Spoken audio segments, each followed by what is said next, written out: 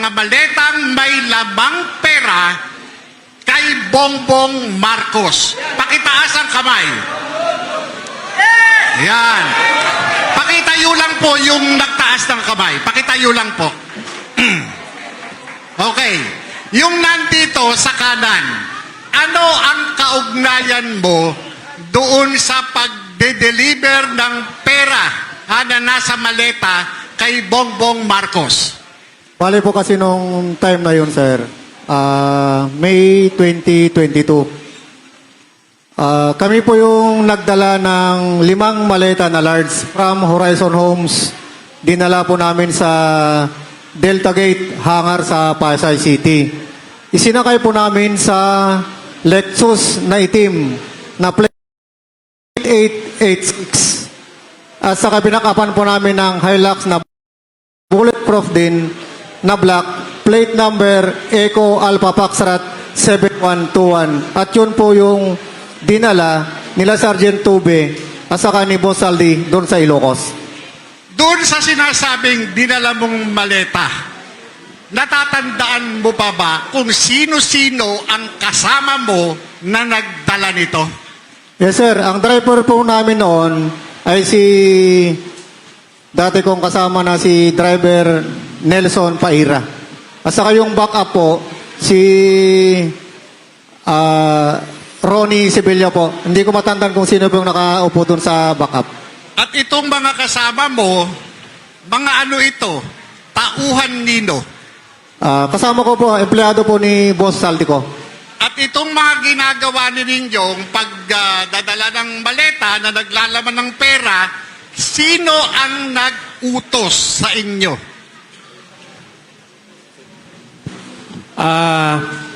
Sir, ako yung kasama ni Kong Saldi na nagdala doon sa Ilocos Norte sa Paway. Ulitin ko yung tanong sino ang nag-utos sa pagdadala ng maleta? Si Kong Saldi, sir. Yon. Kanino ibibigay ang maleta? Bahay po ni Presidente po yung napuntahan namin. Pero ang nag-receive po ng pera doon ay si Sandro. Pero after nung gabi, nag-dinner po sila ni Kong Saldi with BBM and First Lady po. Nabanggit nyo kanina from Horizon, dinala nyo sa hangar, tama? Yes po, tama sir. Ilang maleta ang dala ninyo? 5 sir, 5. Kung natatandaan ninyo, yung 5 maleta, ano-ano yung mga sizes dito? Isang sizes lang yun, sir. Estimated ng laman nun is 50 million pataas. 50 million? Yes, sir. Okay. Itong 50 million na ito, dinala nyo sa hangar, iniwan nyo sa hangar? No, sir. Nag-flight po kami ni Kong Saldi with air taxi via plane. Naglapag po kami sa Lawag Airport po, sir. Isa na kayo nyo sa aeroplano? Yes, sir. Ibig sabihin, merong billing ito, airway billing. Tama ba? Yes, sir. Yes, sir. Nasa inyo yung kopya ng airway bill? Ano po niyan, sir, is si Martin Romualdez po. Ang ng plane namin, sir. Private plane. Pakiulit nga, saan nyo dinala? Sa Lawag City, sir. Nag-flight kami, sir, sa Lawag. Din dinala namin sa Paway, sir. Pagdating sa Lawag Airport, papaano kayo nag-transport? By boat? By land? Papaano? By land po, sir. Bali, may sumundo na po sa amin doon ng mga PNP. Uniform personnel, sir. Uniform personnel assigned saan?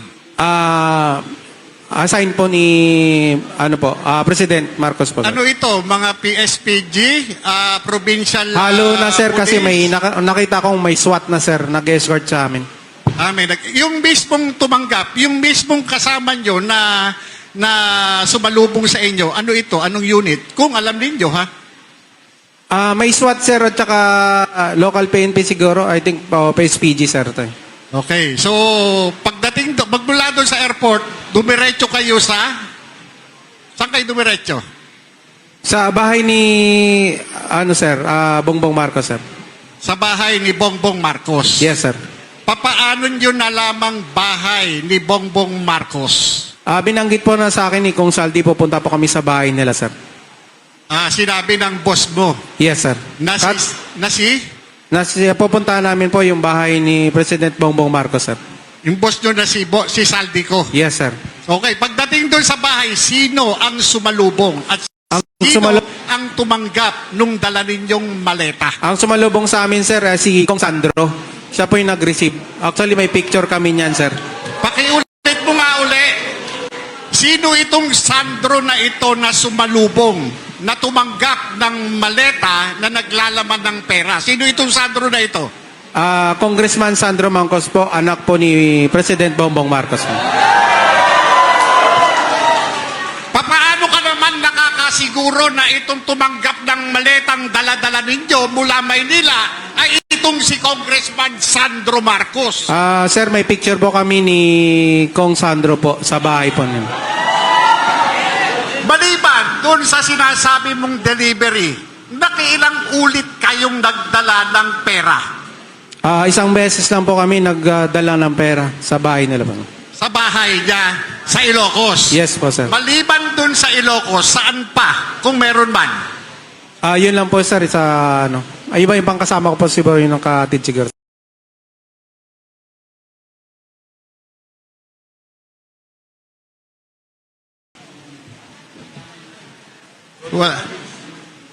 Wala na? Kay Adrian Bersamin, meron ba? Kay Lisa Marcos, meron ba? Wala, sir.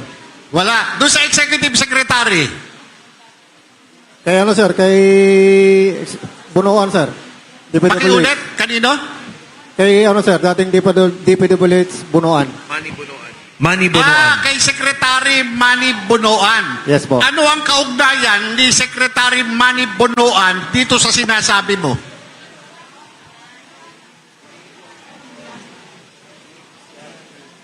Nag-CR, sir, yung nag-deliver. Nasa CR lang po yung nag-deliver. Nasa CR yung Nasa CR. Sorry, no? Maliban to kay Manny Bonoan, mayroon bang senador, na nagkaroon kayo ng pagkakataon na mautusan na magdala ng maleta? Mayroon ba? Taas ang kamay. Sir, sa kay Senador Tito Soto, kanina sir banggit na yun. Meron? Senador Tito Soto. Andyan yung slide nung... hindi, mamaya, pakita. Kay Senador Tito Soto. Ay, kanina. Ayun. Sarge, may doon kay Senador Tito Soto, hindi ikaw yung nag-deliver ka, di ba? Tama? Bali, advance party kami sir sa team namin. May advance party, may close-in, may marketing. So, kami yung team advance sa time na dyan, sir. Nagdala ka ng maleta. Bali, kami yung una sa building nag-secure. Tama. Ngayon, pagdating ng convoy ni Boss Saldico, na ako nag-guide dun sa baba, sa basement. Tapos, binaba ng tropa yung malita. Tapos sila ni Boss, paakyat sa elevator, kinuha ko yung dalawang malita, hinabol ko sa kanila para Tinulungan mo. makasabay. Opo, sir. Yung kasama ni Congressman Saldico at that time, active police officer. Yung SO niya nga si Police Major Ermelo Dichoso. Dichoso. Yes, sir. Tsaka yung na si Paul Estrada. Ito bang si Dichoso, si Major Dichoso, active pa to? Active yan, sir. PSPG. Active pa. Anong unit niya ngayon? PSPG. Ang alam ko dati, sir, PSPG. Pero sa ngayon, PSPG. wala na akong alam din, sir. Pero ngayon, Hindi ko na monitor, sir, kung kasi wala na sa amin. ito yung sinasabi na security officer nitong si Congressman Saldico. Opo, sir. Ito rin ba yung kaparehong tao na kasama doon sa nagdala di umano ng maleta sa tanggapan ni Tito Soto? Opo, sir. Kasi kasama siya doon sa convoy. Siya yung close-in doon ni boss. Siya yung SO. Saka kasama siya sa elevator packet. Meron akong gustong linawin dahil mayroon akong napanood na ayon dito kay Senator Tito Soto na hindi di umano kasya yung limousine doon sa parking ng building kung saan yung sinasabi mo na umikot pa. Ano ba yung totoo nun? Yung dumiretso Kasya sa yan, labas at umikot doon sa Kasi yan, sir, mekanto? kasi yung sa side noon, yung sa picture, yun ang entrance papuntang lobby. Tapos sa sunod, yun yung papuntang basement. May video ako niyan, sinend ko doon sa driver, sabi ko, kasya ba ito? Kasi yung service niya dyan, GMC. Yung bulletproof na GMC po. Ibig sabihin, so eto no, dahil napanood ko yung video, yung nagpapaliwanag si Senator Soto at sinabi nga niya, wala siyang mark na executive assistant at yung sinasabi niya, yung kanyang naging executive assistant ay matagal nang patay. Ngayon, inulit ko yung na itong sinasabi mong Mark, Mark Tiksay. Martix site. Tama ba? Tama po. Ngayon, balik ulit tayo doon sa sinasabi mong maleta. Ilang maleta yung dinala doon sa sinasabi ninyong building, building di umano ni Tito Soto? 5, sir, 5. 5. Ano ito, magkakapareho ng laki? Opo, large, malaki po yan. So kung ito large, naglalaman ito ng 70 milyon, 70 milyon, tama ba? Opo, sir, sa estimated na laman niya. Kung ito ay 5, merong 350 milyon. 50 to 70, pero yung laman nun, 40 M lang, sir, sa estimate ko. Meron ba sa inyong nasabi, itong amo ninyo, kung para saan yung dala-dala ninyong pera? Dahil nga sinasabi nito si Tito Soto na wala siyang pwesto nung mga panahon na yun. Civilian siya. Yung time na yun, sir, may picture ako, April 24, 2025. Nakita yun sa slide. Ayan, sir, yun. Nakita. Okay, makaraan po. Yan Makaraan si po. Lovin Badilla, yung advance team ko. Ito, nakatayo na ito. Opo. So ito Yung iba. yung building. Yung sa ano yan, sa entrance papuntang lobby. Sa Okay. elevator. Dito ba dumaan sila? Hindi po, dun sa lobby sa baba. Sa baba. Sa baba. So itong building na to, anong floor? Kung alam mo anong floor yung tanggapan ni Tito Soto dyan sa building na yan? Dalawa daw yung pinagmimitingan dyan, sir. Fourth floor, at saka yung isa, hindi ko kabisado yung anong floor. Fourth floor. Papa. Noong dinala ninyo yung maleta, nakarating ba sa kaalaman mo na itong maletang ito ay naibigay kay Tito Soto? Kung meron Opo, sir, kasi kasama po si Boss Saldico na umakyat sa opisina. Kasama ka. Hindi po, kami sa baba po ako. Sa baba. Nag-guide Ibig ako. sabihin, ang tanong ko, kung nakarating ba sa kaalaman ninyo bilang security ni Saldico, kung itong dala ninyong maleta ay natanggap ni Tito Soto? Natanggap po kasi siya yung Yun lang committee ang mismo. gusto ko malaman. Kung natanggap o hindi natanggap. So, natanggap. Natanggap po. Ibig sabihin, natanggap. Ngayon, maliban doon sa delivery na yun, naulit ba yun? Yun lang yung participation ko dyan, sir. Yun lang ang participation mo. Ngayon, gusto kong balikan yung tungkol dun sa media. Pwede ko bang malaman kung sino yung Arnold Club yun na gusto kong balikan yung tungkol dun sa media. Pwede ko bang malaman kung sino yung Arnold Club yun na binabanggit ninyo? Ano ba yun? Tao ba yun o tao? Tao ba yun o manika? Baka manika lang yun, Arnold Clavio po yung nasa media. Hindi, saang media? Kung ito Sa media, GMA po, marami GMA. kasi magkakapareho ng pangalan. Marami, News anchor po, GMA. GMA. Yes po. Ano siya sa GMA? Kung alam mo ano siya sa GMA? Anchor po. Anchor. Ibig sabihin, kung Anchor, may programa. Yes po. Ano yung alam mong programa na pinag-aangkoran niya? GMA News po, tsaka pangalan niya po Igan. Kasi kilala ko po siya. Matagal ko po na siya nakikita sa TV. Okay. Ayon sa'yo, ano ba ito? Ano ba yung kaugnayan nitong si Arnold Clavio? Bakit nabanggit mo kanina? Pwede mo bang pakiulit sa akin? Siya po yung mga laging kamiting ni Boss Bernard. Ano naman ang kaugnayan nung pinag-uusapan natin ngayon? Kung lagi lang siyang kamiting, ano meron? Yun po yung mga meeting nila na yan, ay mga, siguro may mapaabot si Boss B kasi minsan narinig ko, may mga pahabol siya ng mga balita. Ganun po. Tapos monthly po yung kanyan, monthly po yung... Ibig sabihin, may involved na pera, tama ba? Yes po, May involved na pera. Gaanong karaming pera? maliit lang po paper bag. Paper bag. Yes Yung po. paper bag, gaanong karami ang laman? Ang nagbibilang po niya is yung kapatid ni Bernard Peralta na si Ariel Peralta. Ako po yung driver niyan kasi maaga pa po. Ang maaga po yung meeting lang palagi. Mga 7 or 6, ganon. Okay. Yun lang. Maraming salamat. Thank you po. Balikan ko lang po yung ICC. Kasi napakahalaga ng ICC doon sa, hindi lang dahil sa problema ng korupsyon, pero yung problema ng ating soberenya, di ba? Doon nagkaroon ng pagkuha kay Pangulong Duterte, binanggit nyo nga 2023. Ang gusto ko lang malaman, dahil narinig ko to sa isang kwento ninyo, sino yung nandoon sa meeting na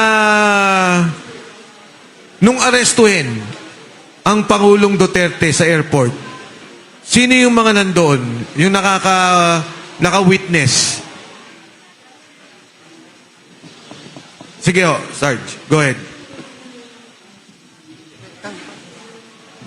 Kami po yung naka-security kay Kong Saldi that time, sir. Yung gabi, bago huliin si PRRD po. Nag-meeting po sila Kong Saldi sa Unit 8 and 9, Townhouse. Kasama sina former Speaker Romualdez po. Sinong ka-meeting? Saldico. Saldico, former Speaker Martin Romualdez. Romualdez. Yung Chief PNP po, si Marbil, General Marbil. Marbil. Opo. At that time, si General Torre, hindi naman siya Chief PNP pa, di ba? Hindi pa po. Sino pa? Si Chudoro, Gibo, no? Kibo Chudoro. Gibo Chudoro po. Kasama po siya doon. Saka si Trillanes po. Trillanes. 5 lang? Si Dilima pa po. Dilima. Di 5? Leila Dilima. Nandun din po siya. Sino pa? Pinag-uusapan natin nung gabing Yes po, yes sir. kinaumagaan siya inaresto, di ba? Okay sir. So nung gabi, Nag-meeting po sila doon sa townhouse. nag-meeting sa townhouse, Trillanes, Gibo, Laila, Speaker Romualdez, Saldico, Marbil, sino pa? Hindi, wala ata si General Torre that time. Yun lang po yung nakita ko sir eh. General Anyo, wala. Hindi ko pa nakita. Kasama din, sir. Kasama din doon. General Anyo. Yes, sir. Kayo magkasama Yes, Yes, sir. sir. Yes sir. nung gabing yon. Kami yung sir, yung naka-back up kay sir. Kami Okay. yung naka-duty. Meron bang pagkakataon na kay Jojo Cadiz nakaharap ninyo? Dahil lumalabas yun sa kwento eh.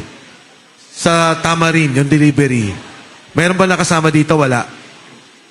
Yung nag-deliver kay Jojo Cadiz sa Tamarin. Ikaw? Yes, sir, ako doon. 30 Tamarins, 2 beses. December 2 at saka December 5, 2024. Yung si Jojo Cadiz, nag-deliver kayo? Sir, ang pagkaalam ko, sir, pag pumapasok ako doon sa may gate ng Nara, tinatanong sa akin yung guard kung saan. Ang sabi ng AA, 30 Tamarin. At ang binabanggit ng gwardiya, Nelson Go. Huli na lang po namin nalaman na Jojo Cadiz pala. So nakapag-deliver kayo ng lipatan sa kotse kay Jojo Cadiz. Pakiulit, sir? Meron kasing kinikwento nung hearing na, di ba, yung delivery ng pera sa Tamarin, 30 pala yun, 30. Yes, sir. 30 Tamarin. South Forbes, Makati. May delivery ba kayong ginawa? Ang participation ko talaga, December 2 ang una. Oh, December 2. Tama, yun ang nasa Senate na ano, di ba, December 2. Yung sinasabi ni Saldico sa video niya. Yun na nga po, sir. Pero ang pagka pumapasok kasi ako, sir, ang sabi niya, yung gwardiya is Nelson Go. Pero huli na lang pala, sir, nalaman ko na Jojo Cadiz. Naglagay kayo sang maleta sa kotse niya. Sir, ang mga AA na lang, sir, ang concern doon nung pagbaba. Okay, idudugtong ko sa tanong ni Agent Morales.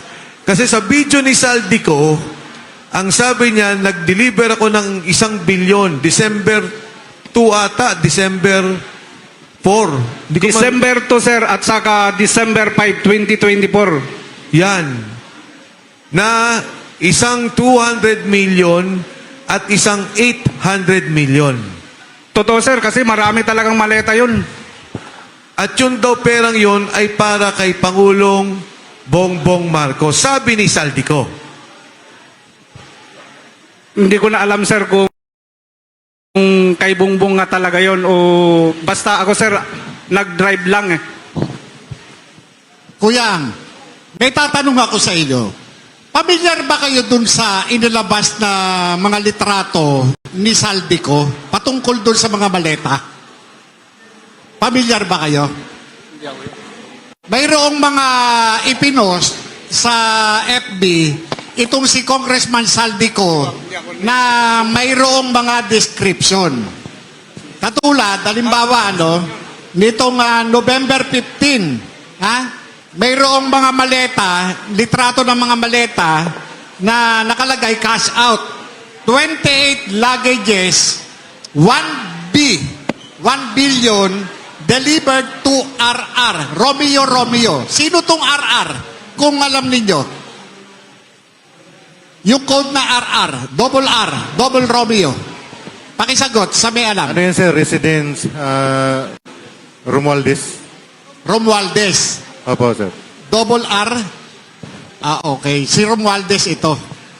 Hindi, ang gusto ko lang idugtong dito kasi yung dugtungan ng lahat ng kwento doon kay Saldico, ang pinakamalinaw na sinabi niya, yung delivery ng December 2 at December 5. Nasa video niya yun eh.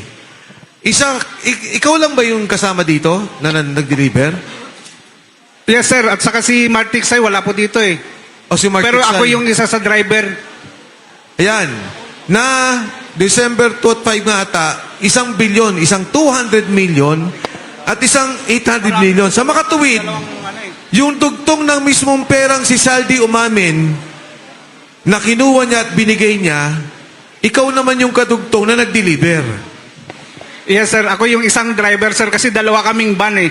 Oh, ang ibig ko pong sabihin, lahat kasi ng kwento ng mga sundalo, nag-deliver ng pera pero hindi natin maidikit kung ano yung eksaktong pinanggalingan, bakit binigay ni Saldico.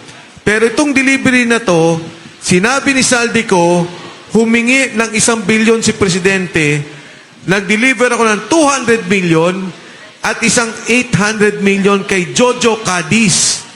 Dahil doon sa 30 Tamarin, malapit daw sa bahay ni Presidente, ikaw pala ang isa sa mga kasama. Yan ho ang malinaw na dugtong doon sa delivery ng pera. Okay, balikan ko to, Sarge, Tube, kawata to. Yes, sir. Paki-describe naman. Yan. Yan Anong- yung sa bahay niya, sir.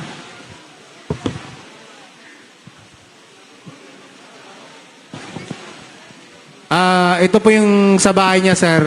Ito yung picture namin bago kami umalis ng umaga, pabalik ng Maynila na. Bali, nag-sleep over po muna kami ni Kong Saldi doon, sir. Ilinaw ko lang ulit ha, ilang maleta yung dala nyo dito nung panahon na to? 5, sir, 5. 5 maleta. Medium, small, large. Isang size lang, sir, na large. Lahat large. Yes, sir. 5 large. Ang large is...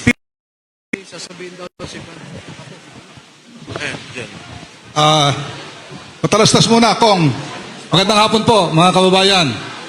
Retiradong General Romeo Poques Poco, ang chairman ng United People's Initiative. Andito po yung aming presidente, si Attorney General Virgil Garcia, Secretary General, si Captain Ray Valeros, andyan kanina, si Attorney Harold Ruspicio, yung aming chairman sa Luzon. Andito po yung aming chairman sa Visayas at Mindanao ng UPI. Nandito po kami para suportahan ng ating mga magigiting na mga Brave 18 at saka yung kanilang mga kasama na Fearless 14. Okay? Dismayado po yung UPI dahil ang inaasahan ho nating supposed to be Blue Ribbon Committee meeting ngayon ay hindi natuloy. Dahil alam naman natin, maraming mga panggigipit, pangaharas, pananakot ang ginagawa ng ating gobyerno. Kaya itong ating mga, maski ating itong mga senador, ay hindi dumating ngayon. Andito kanina si Senator Amy, pero hindi pinapasok, umalis. Ngayon, inaasahan natin sana na dumating sila para po matuloy. Senator Robin, nandito kanina. Senator Robin pala, andito rin po. So dito po, nangangahulugan na talagang magulo yung ating bayan kung ating mismong Senado ay kagaroon ng ganyan. Merong 2 Senate President. Merong 2 Blue Ribbon Committee. Ang gulo-gulo, hindi malaman kung sino leader. Meron dito sa isang private na lugar, hindi doon sa Senado. Anyway po, hindi lang po kami